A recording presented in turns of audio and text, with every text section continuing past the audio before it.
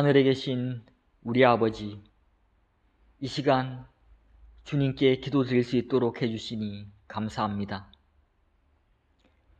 코로나로 인해 저희의 일상이 많이 변했습니다.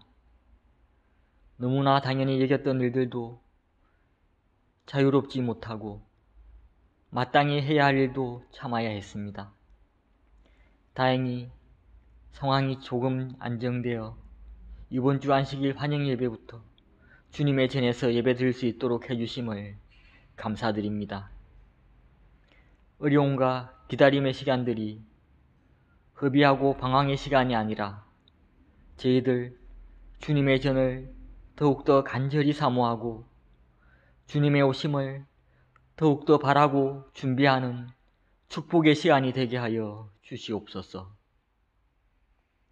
이 시간 말씀 전하시는 목사님께 성령님 함께하여 주시옵소서.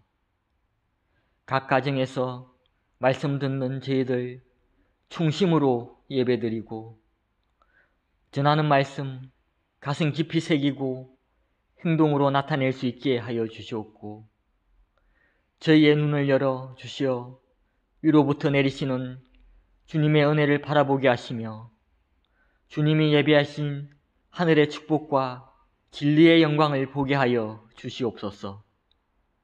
이 시간 가족 모두가 성령의 임재하심을 경험하는 귀한 시간 삼아 주시옵소서.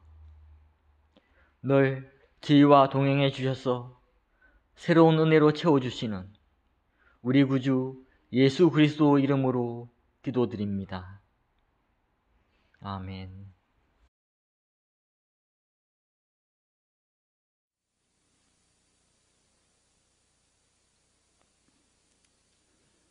성도 여러분, 안식 후 3일간 또 주님 안에서 평안하셨습니까?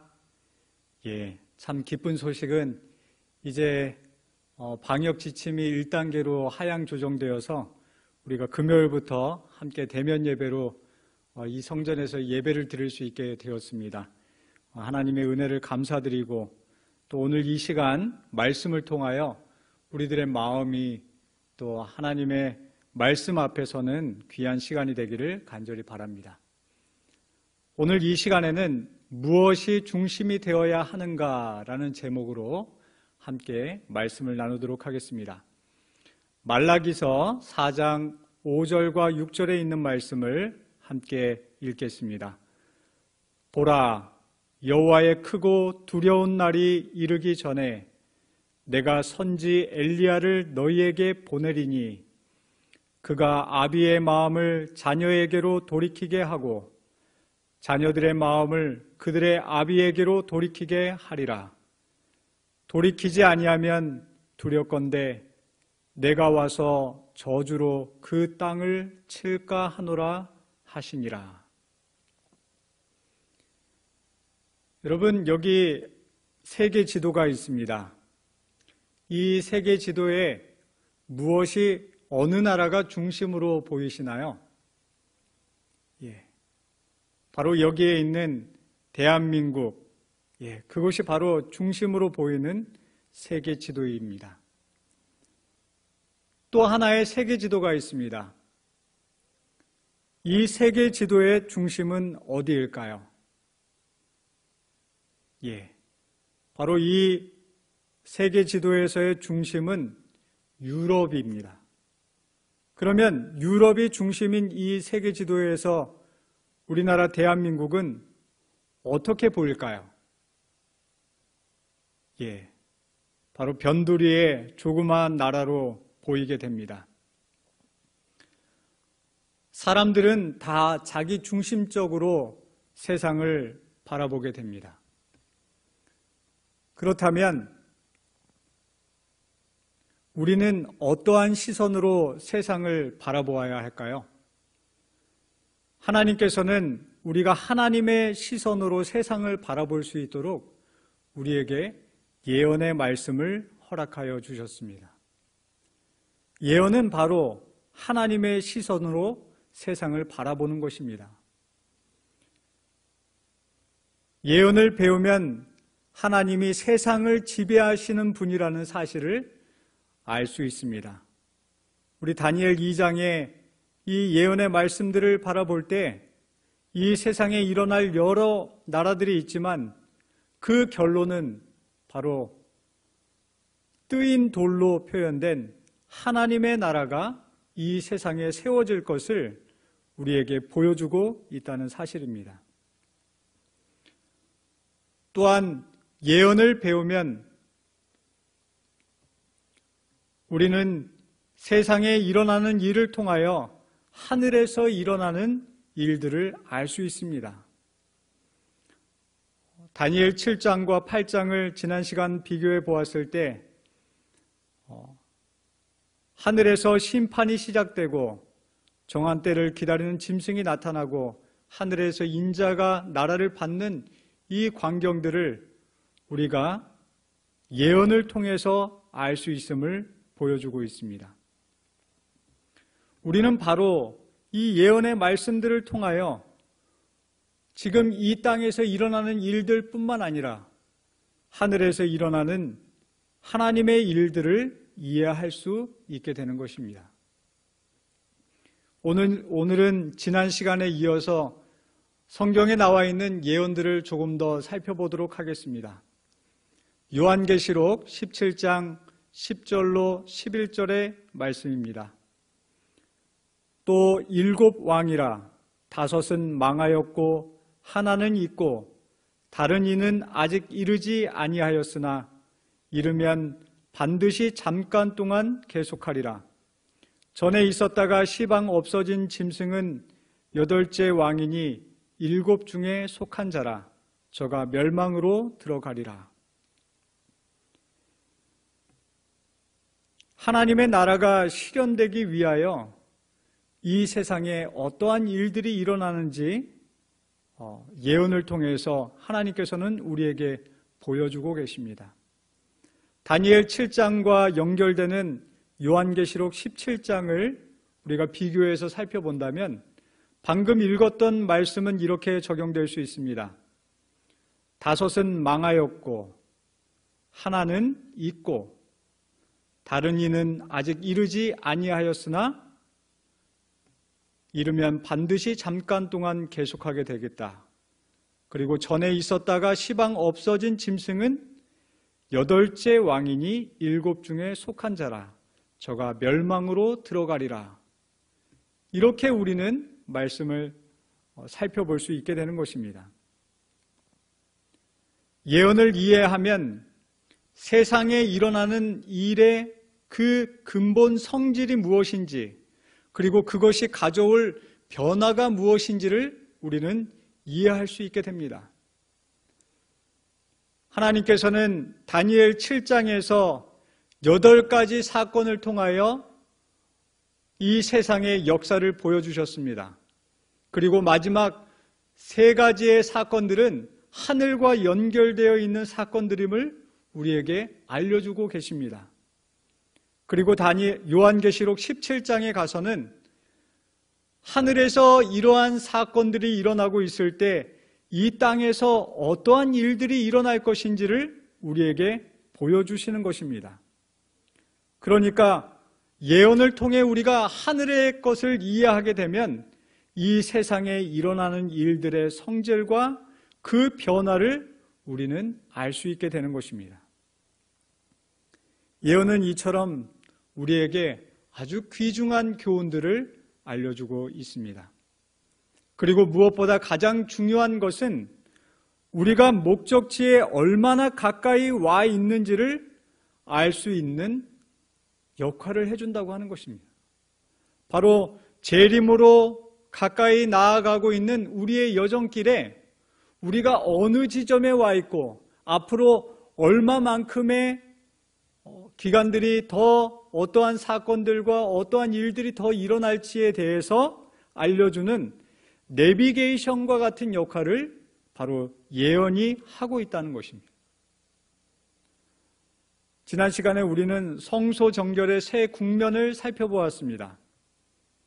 첫째는 성소를 위하여 속죄하고 아사셀 염소를 처리하고 대제사장이 옷을 갈아입는 그러한 모습을 살펴보았습니다. 다니엘 7장에 나와 있는 3가지 사건들이 바로 성소 정결을 의미한다는 것을 우리가 다니엘 8장에서 확인하였고, 그 국면이 바로 성소를 위하여 속죄하는 것, 아사셀 염소를 처리하고 대제사장이 옷을 갈아입는 대속죄일의 과정과 일치한다는 것을 확인하게 되었습니다. 성경의 예언이 우리에게 알려주는 것은 이스라엘 백성들이 한 해를 마무리하고 새 해를 시작하기 전에 하나님 앞에 그들의 모든 죄를 해결하기 위하여 대속죄일을 보냈던 것처럼 예수님의 재림이 가까운 시대는 바로 성소를 정결케 하는 엄숙한 대속죄일의 기간과도 같은 것임을 우리에게 말씀하고 있습니다. 대속죄일과 같은 이 기간에 우리는 어떠한 삶을 살아야 할까요? 각 시대의 대쟁투 425페이지입니다. 조사심판이 진행되는 동안 회개한 신자들의 죄가 성소에서 도말되는 동안 세상에 있는 하나님의 백성들 사이에는 정결케 하고 죄를 버리는 특별한 일이 이루어져야 한다.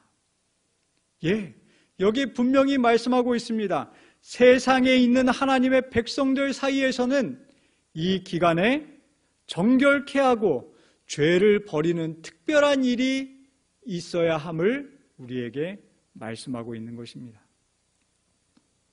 레위기 23장 29절로 31절에 이렇게 말씀합니다.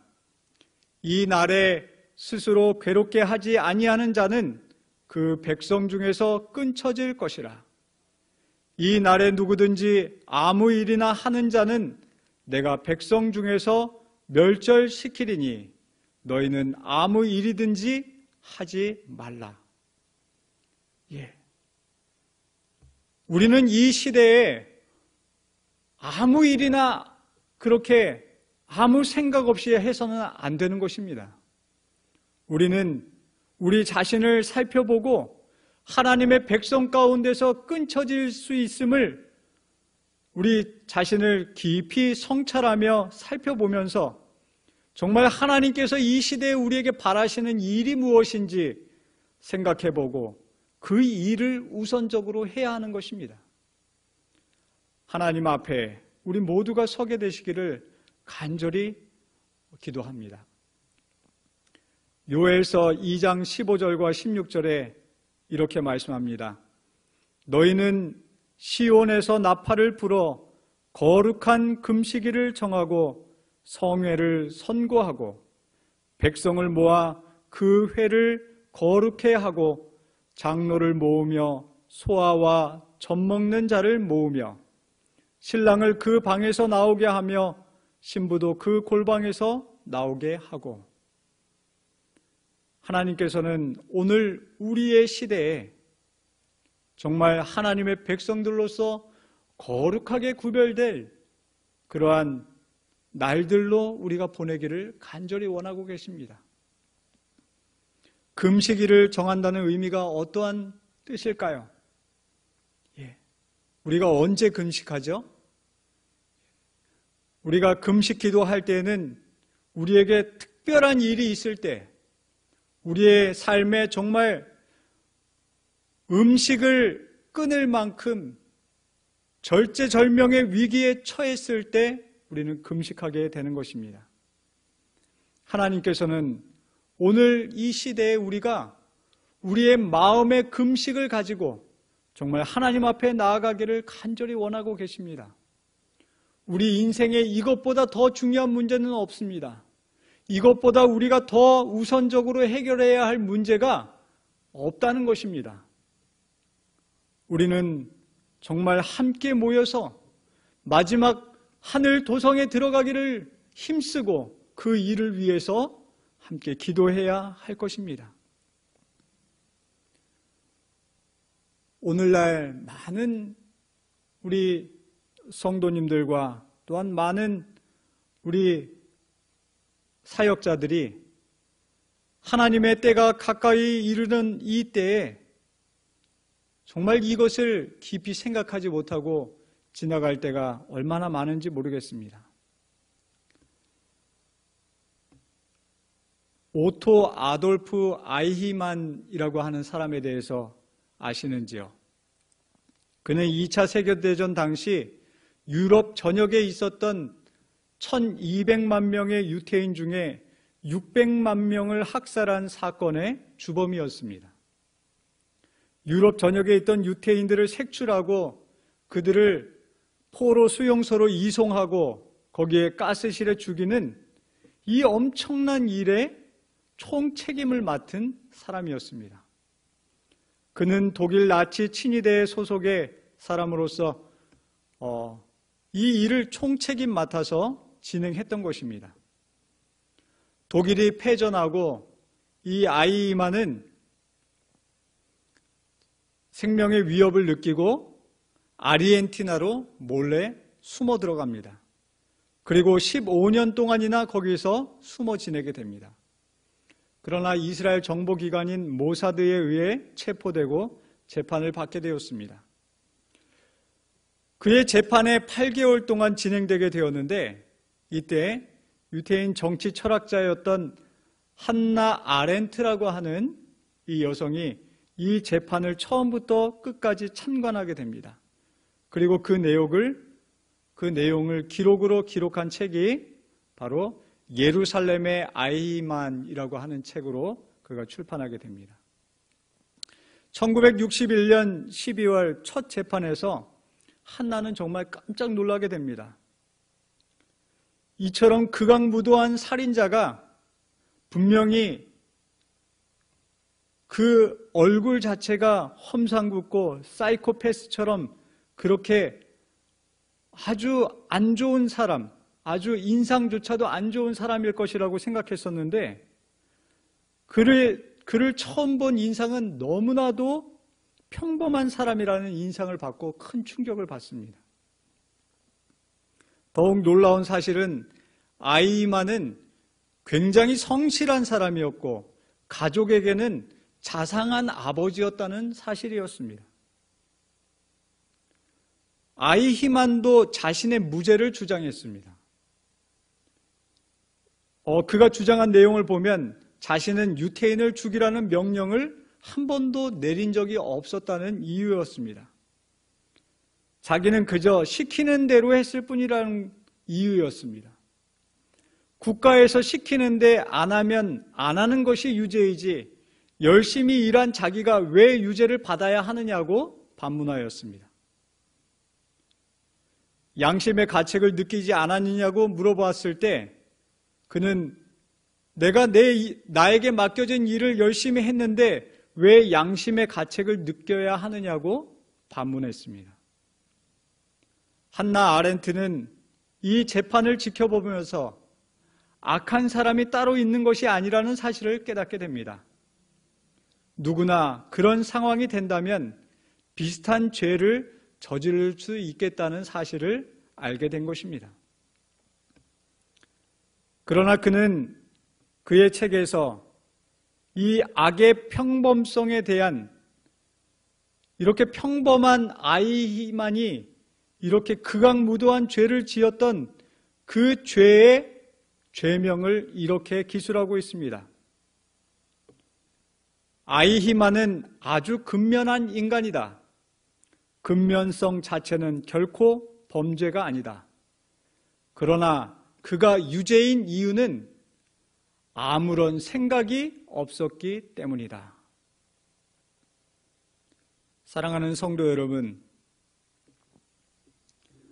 하나님께서는 우리에게 예언을 통하여 하늘의 것을 구별할 수 있도록 해주셨습니다. 예언을 통하여 이 세상 역사를 지금 하나님께서 주관하고 계심을 우리에게 알려주고 계십니다. 하나님께서는 예언을 통하여 우리에게 이 시대가 어떠한 시대이고 무엇을 위해 살아가고 어디에 중심을 맞추고 살아가야 하는지를 우리에게 알려주고 계신 것입니다. 이러한 시대에 우리가 아무런 생각 없이 산다면 우리는 죄에 있음에도 불구하고 내가 죄 중에 있음에도 불구하고 그것을 분간하기 힘들게 될 것입니다. 오늘 하나님께서는 선지자를 통하여 우리에게 이렇게 경고하고 계십니다. 보라, 여호와의 크고 두려운 날이 이르기 전에 내가 선지 엘리야를 너희에게 보내리니 그가 아비의 마음을 자녀에게로 돌이키게 하고 자녀들의 마음을 그들의 아버지에게로 돌이키게 하리라. 사랑하는 성도 여러분, 우리에게 주신 예언의 기별에 귀를 기울이시고 오늘 우리의 마음을 돌이키고자 하시는 하늘 아버지의 마음을 헤아리셔서 참된 회개의 경험을 갖게 되시고 참된 죄로부터의 정결을 경험하게 되심으로 이 대속죄일의 기간, 하늘 성소가 정결하게 되는 이 기간에 우리가 하나님의 백성들로서 온전히 구별되고 거룩하게 되시기를 간절히 바라며 오늘 말씀을 마치겠습니다.